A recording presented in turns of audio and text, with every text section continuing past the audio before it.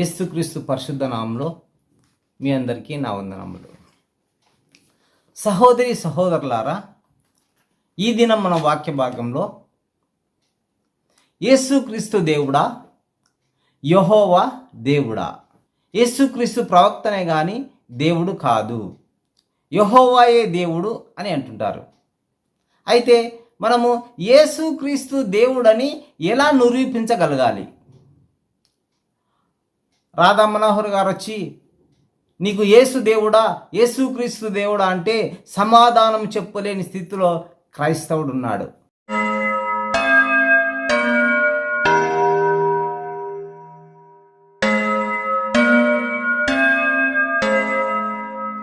మరి సమాధానము యేసుక్రీస్తు దేవుడని మనం ఎలా నిరూపించాలి? ఒక మాటతో యేసుక్రీస్తు దేవుడని చెబితే సరిపోతుందా? మనము లేఖన భాగాల ప్రకారము యేసుక్రీస్తు దేవుడని ఎలా నిరూపించాలి? అయితే నా సహోదర, నా సహోదరి, తండ్రి అయిన దేవుడు యెహోవా దేవుడు ఏం చేసినాడు? యోహాను సువార్త 1వ అధ్యాయంలో ఆది యందు వాక్యం ఉండెను, వాక్యము దేవుడైండెను, ఆ వాక్యమే కృపా సత్య సంపూర్ణుడై మన మధ్య నివసించెను, కలిగి ఉన్నదేదియు ఆయన లేకుండా కలగలేదు, సమస్తము ఆయన మూలంగా కలిగెను, ఆయనే సమస్తమును సృష్టించెను. యెహోవా దేవుడు ఏం చేసినాడు? భూమిని, ఆకాశమును, సూర్యచంద్రులను, నక్షత్రములను సమస్తమును ఆయన సృష్టించినాడు. సృష్టించిన వాడు ఆయన అధికారి. మరి ఈ సృష్టించిన దేవుడు అధికారిగా ఉన్నాడు. మరి ఈయన దేవుడు అని మన బైబిల్ గ్రంథంలో మనం పర్టికల్గా చూడవచ్చు. అయితే తన కుమారుని ఏ విధంగా ఆయన దేవుడు చేసినాడు? ఫర్ ఎగ్జాంపుల్, ఈ భూమి మీద ఏ మనిషి అయినా కానీ, కోటీశ్వరుడైనా కానీ, బీదవాడైనా కానీ, మధ్యతరగతి మనిషి అయినా కానీ, ఏ మనిషి అయినా కానీ భూమి మీద ఒక తండ్రి ఏం చేస్తాడు? ఆస్తి సంపాదిస్తాడు, అంతస్తులు సంపాదిస్తాడు, ఉద్యోగం సంపాదిస్తాడు, ఫ్యాక్టరీలు సంపాదిస్తాడు, కంపెనీలు సంపాదించాడు, అన్నీ సంపాదించి తన పేరట పెట్టుకున్నాడు. ఈ తన పేరట పెట్టుకున్న ఆస్తిని తన కుమారునికి, తన సొంత కుమారుడికి తాను బ్రతికి ఉండంగానే వీలునామా రాసినాడు. ఏమని? నాకున్నది ఏదైనా కానీ నా కుమారుడు సర్వ హక్కులకు అధికారి అయి ఉన్నాడు. ఏ విధంగా అంట? ఆయన కుమారుడికి సర్వ హక్కులు అధికారి అయి ఉన్నాడని వీలునామా రాసినాడు. ఒక తండ్రి తన కుమారునికి హక్కుదారుడుగా. మరి ఈ వీలునామా రాసినప్పుడు తండ్రి హక్కుదారుడు అవుతాడా, కుమారుడు హక్కుదారుడు అవుతాడా? మనం జాగ్రత్తగా ఆలోచించాలా. ఒక వీలునామా తన కుమారునికి తమ సమస్తము మీద అధికారంగా వీలునామా రాసి సొంతకం పెట్టినప్పుడు ఇప్పుడు అధికారి ఎవరు? కుమారుడా, తండ్రా? అయితే కుమారునికి అధికారం ఇచ్చినంత మాత్రాన తండ్రి లేడా? ఉన్నాడు సహోదరుడా. అయితే నీకున్న సమస్తమును నీ కుమారునికి నువ్వు అధికారం అనుగ్రహించినావు. అధికారం అనుగ్రహించినప్పుడు ఆ కుమారునికి సర్వ హక్కులు ఉన్నాయి. దేని మీద? నువ్వు ఇచ్చిన కంపెనీల మీద, నువ్వు ఇచ్చిన ఆస్తి మీద, నువ్వు ఇచ్చిన బ్యాంక్ బ్యాలెన్స్ మీద, నీకున్న సమస్తం మీద నీ కుమారుడు అధికారి అయి ఉన్నాడు. అయితే నువ్వు లేవా? ఖచ్చితంగా నీవు కూడా ఉంటున్నావు. అది సజీవునిగా ఉంటున్నావు. మరి మానవులమైన మనమే మనకున్న సమస్త ఆస్తిని మన కుమారుడు పేరిట రాసినప్పుడు మన కుమారుడు హక్కుదారుడు అని మనం చెప్పుకుంటూ ఉన్నాం. అయితే తండ్రి అయిన దేవుడు, ఆకాశమును సమస్తమును భూమిని సృష్టించిన దేవుడు తన కుమారునికి సమస్తము అధికారమును అనుగ్రహించినాడు. అయితే మనం ఈ విధంగా మాటతో చెప్తే సరిపోతుందా? దేవుడు ఆయనను అధికారికంగా సమస్తం మీద అనుగ్రహించినాడని మాటతో చెబితే సరిపోతుందా? లేఖనముల భాగములు కూడా మనము చూపెట్టాలా. అయితే మనము లేఖనంలో చూసుకుంటే ఫిలిప్పీయులకు రాసిన పత్రిక 2వ అధ్యాయము 9వ వచనంలో ఈ మాటలు రాయబడి ఉంటాయి. అందుచేత ఆకాశమందున్న వారిలో కానీ, భూమి మీద ఉన్న వారిలో కానీ, భూమి క్రింద ఉన్న వారిలో కానీ ప్రతి వాని మోకాలును యేసునామమున వంగునట్లును, ప్రతి వాని నాలుకయు యేసు క్రీస్తు ప్రభు అని నోటితో ఒప్పుకొనుటయు దేవుడు ఆయనను అధికంగా హెచ్చించి అన్ని నామములకు పైనామముగా ఆయనకు అనుగ్రహించెను. హల్లెలూయా. ఏం చేశాడంట? తండ్రి అయిన దేవుడు భూమి మీద ఉన్న సమస్త వాటి మీద ఆయనకు అధికారము అనుగ్రహించినాడు. తనకున్న యావదాస్తి మీద మన కుమారుడు ఎలాగో హక్కుదారుడో, దేవుడు సృష్టించిన సమస్తం మీద దేవుడు ఈయనకు అధికారము అనుగ్రహించినాడు. అదేవిధంగా యోహాను సువార్త 5వ అధ్యాయము 26వ వచనంలో చూసుకుంటే, యోహాను సువార్త తీయండి. తండ్రి ఎలాగూ తనంతట తాను జీవం గలవాడై ఉన్నాడో, అలాగే కుమారుడు తనంతట తానే జీవం గలవాడై ఉండుటకు కుమారునికి అధికారము అనుగ్రహించెను. తండ్రి తనంతట తాను ఎలాగా జీవము గలవాడై ఉన్నాడో, తన కుమారుడు కూడా అలాగే తనంతట తాను జీవం గలవాడై ఉండుటకు దేవుడు తన సొంత కుమారునికి అధికారమును అనుగ్రహించినాడు. ఇది వాక్య లేఖనం ఏ విధంగా చెప్తుంది? ఆయన సమస్తం మీద అధికారమునకు ఆయనకు అప్పగించినాడు. అవునా? ఏ విధంగా అప్పగించినాడో మనకు వాక్య లేఖనాల ప్రకారం మనం చూసుకుందాం. యోహాను సువార్త 10వ అధ్యాయము 18వ వచనం చూసుకుంటే మనము దేవుడు ఇంకొక మాట చెప్తున్నాడు.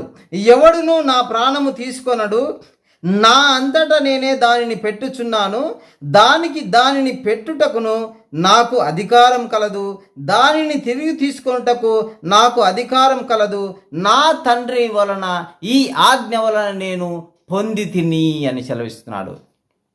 నా సహోదర, నా సహోదరి, ఎలాగా మన ఆస్తి మీద, మనకున్న సర్వహక్కుల మీద మన తండ్రికి ఎలాగా, అలాగే తండ్రి అయిన దేవుడు తన కుమారునికి సర్వం మీద హక్కుదారునిగా చేసినాడు.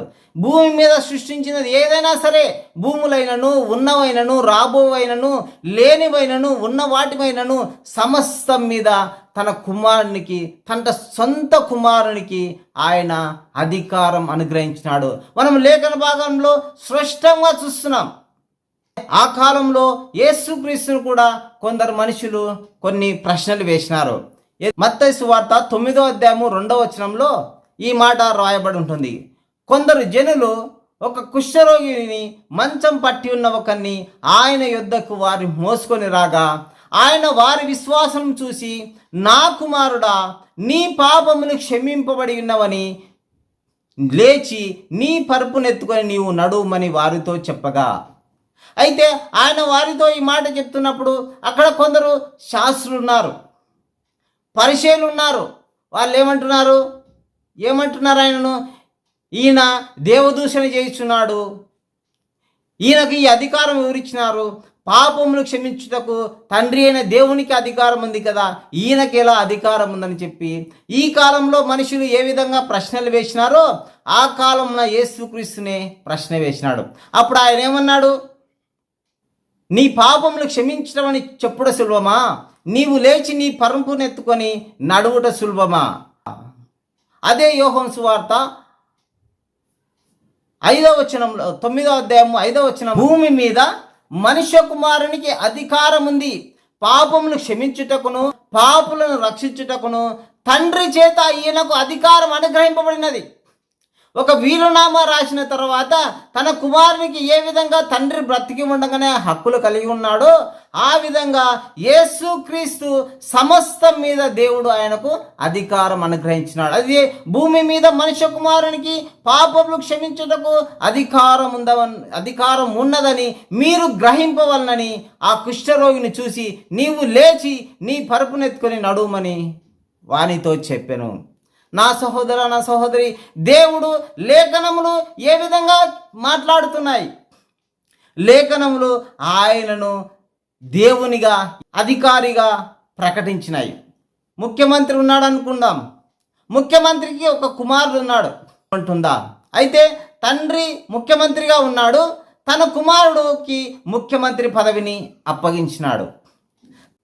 అయితే మనము అధికారంలో ఉన్న ముఖ్యమంత్రి దగ్గరికి వెళ్తామా, అధికారంలో లేని ముఖ్యమంత్రి దగ్గరికి వెళ్తామా? ఆలోచించాలి సహోదర సహోదరి. మనం అధికారంలో ఉన్న ముఖ్యమంత్రి దగ్గరికి వెళితేనే మన పనులు అవుతాయి.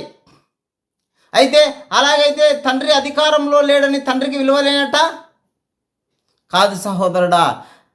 ఏదైతే కుమారుడు చేస్తూ ఉన్నాడో అది తండ్రిని కూడా ఒక మాట అడిగి చేస్తున్నాడు.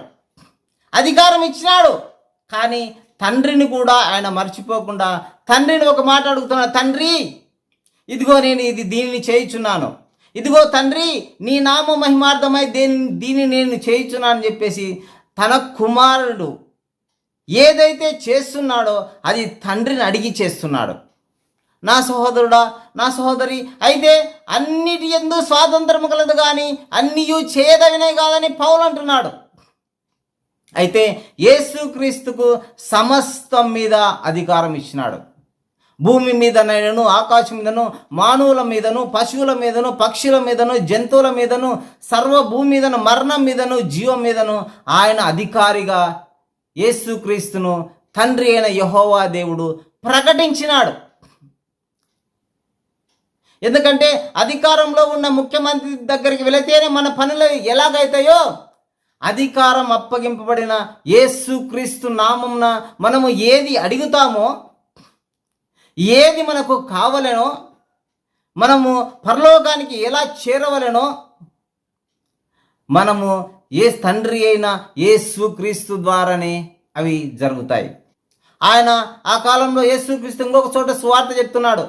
కొందరు శాస్త్రులు పరిచయులు ఆయన దగ్గరికి వెళ్ళి, నీవు ఏ అధికారం వలన ఇట్టి కార్యములు చేయుచున్నావు, నీకు అధికారం ఎవడు అనుగ్రహించనని ఆయన అడిగిరి. ఎందుకంటే వారు లేఖనములు సరిగా చదవలేదు.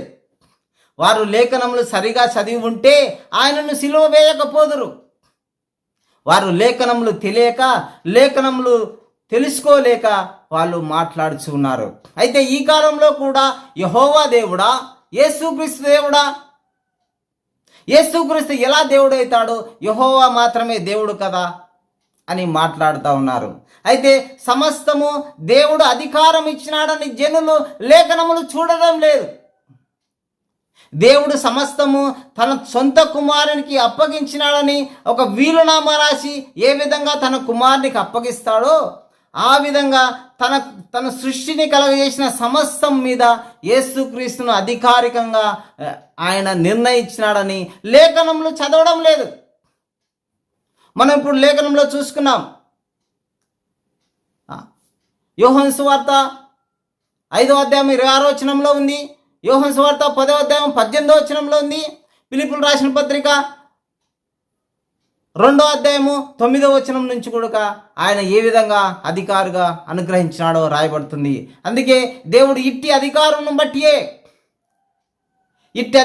బట్టి యోహాను సువార్త 1వ అధ్యాయం 12వ వచనంలో దేవుడు ఈ విధంగా చెప్తున్నాడు.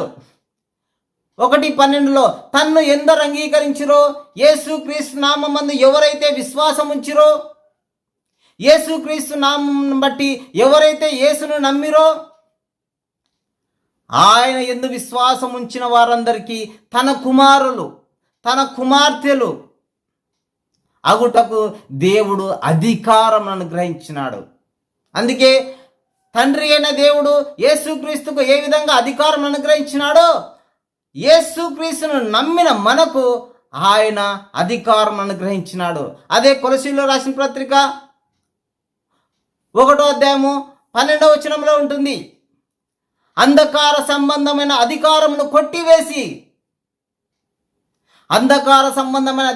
కొట్టివేసి యేసుక్రీస్తు వలన, సువార్త వలన మనకు బలము, అంధకార శక్తుల నుండి బలము మనకు దేని వలన? యేసుక్రీస్తు అధికారం వలన. తండ్రి అయిన దేవుడు తన యేసుక్రీస్తుకు ఏ విధంగా అధికారం అనుగ్రహించినాడో ఆ విధంగా ఆయన పిల్లలమైన మనము ఆయన కుమారులగుటకు, ఆయన కుమార్తెలగుటకు, భూమి మీద ఉన్న సమస్త కీడును జయించుటకు, సమస్త మనుషులకు సమాధానం చెప్పుటకు, సమస్తమును జయించిన దేవుడు ఆయనకు ఏ విధంగా అధికారం అనుగ్రహించినాడో ఆ విధంగా ఆయన పిల్లలగుటకు, ఆయన కుమారులగుటకు, ఆయన కుమార్తెలగుటకు తండ్రి అయిన దేవుడు మనకు అవకాశం ఇచ్చినాడు. నా సహోదరుడా, నా సహోదరి, దీనిని బట్టి నా సహోదరుడా, నా సహోదరి మనం తెలుసుకోవచ్చు, యెహోవా దేవుడు, తండ్రి అయిన దేవుడు తన కుమారునిగా ఏ విధంగా యేసుక్రీస్తుని దేవుడిగా ప్రకటించినాడో, ఏ విధంగా యేసే దేవుడిని ప్రకటించినాడో ఆయనను దేవుడిగా నియమించినాడు ఆయన. అందుకే ఆయనను దేవుడిగా నియమించినప్పుడు మనం ఆయన నామంని మనము ఏదడిగినా అది పొందుకుంటాం. నా సహోదరుడా, అందుకే యేసుక్రీస్తు దేవుడు అని ఆయనకిచ్చిన అధికారం బట్టి మనం చెప్తున్నాం. అధికారం ఉన్నా సరే, సమస్తము ఆయన చేతిలో ఉన్నా సరే, అన్నీ చేయటం దానికి ఆయనకు అధికారం ఉన్నా సరే, తండ్రిని కూడా ఒక మాట అడిగి చేస్తున్నాడు. తండ్రి దగ్గర కూడా ఒక మాట అడుగు, తండ్రి నీ నామ మహిమార్థమై దీనిని చేస్తున్నాను, నీ నామ మహిమార్థమై ఈ కార్యం చేస్తున్నాను, నీ నామ మహిమార్థమై ఈ గుడ్డివాడిని బాగు చేస్తున్నాను, నీ నామ మహిమార్థమై ఈ మూగవాణ్ణి స్వస్థపరుచున్నాను, నీ నామ మహిమార్థమై ఈ కుష్ఠరోగిని స్వస్థపరుచుతున్నాను, నీ నామ మహిమార్థమై ఈ మరణించిన వాడిని లేపుచున్నా అని చెప్పేసి తండ్రిని కూడా ఒక మాట అడిగి చేస్తున్నాడు. అందుకే నా సహోదరా, నా సహోదరి, సమస్తము దేవునికి ఆయన అధికారం అనుగ్రహించినాడు కాబట్టి అందుకు యేసుక్రీస్తు దేవుడుగా మనము నమ్మవలెను. ఒక మాట చేత కాదు, మనము లేఖనాల ద్వారా మనము నిరూపించగలగాలి. ఈ విధంగా మనం నిరూపించినప్పుడే నిశ్చయంగా మనము దేవుని పిల్లల మొగటకు ఆయన మనకు అధికారం అనుగ్రహించినాడని, యేసుక్రీస్తు దేవుడని మనం ఈ విధంగా తెలుసుకోవాలని. ఇంకా లేఖనములు చాలా ఉన్నాయి, సమయం సరిపోదని మీకు ప్రేమతో విన్నవిస్తున్నాను. మీరే యేసుక్రీస్తు ఎలా దేవుడో తెలుసుకొని మీరు గ్రహించగలిగి లేఖనంలో ఉన్నాయో లేవో అని మీరు సరిచూసి మాట్లాడాలని, యేసుక్రీస్తు పరిశుద్ధ నామములో ఆయనను వేడుకోవాలని మిమ్మల్ని ప్రేమతో కోరుకుంటున్నాను. మహాపరిశుద్ధుడా, జీవాధిపతి యేసయ్య ప్రభా, నీ పాదంలో కొట్లాడిన తండ్రి, ఇదిగో ప్రభా, యేసుక్రీస్తుని దేవుడిగా ఎవలా నియమించినావో తండ్రి యేసయ్య, సమస్త మానవాళి గ్రహించుట కృపచూపి సహాయం చేయమని యేసుక్రీస్తు పరిశుద్ధ నామములో అడిగి వేడుకొని పొందిన నామ పరమ తండ్రి. ఆమేన్.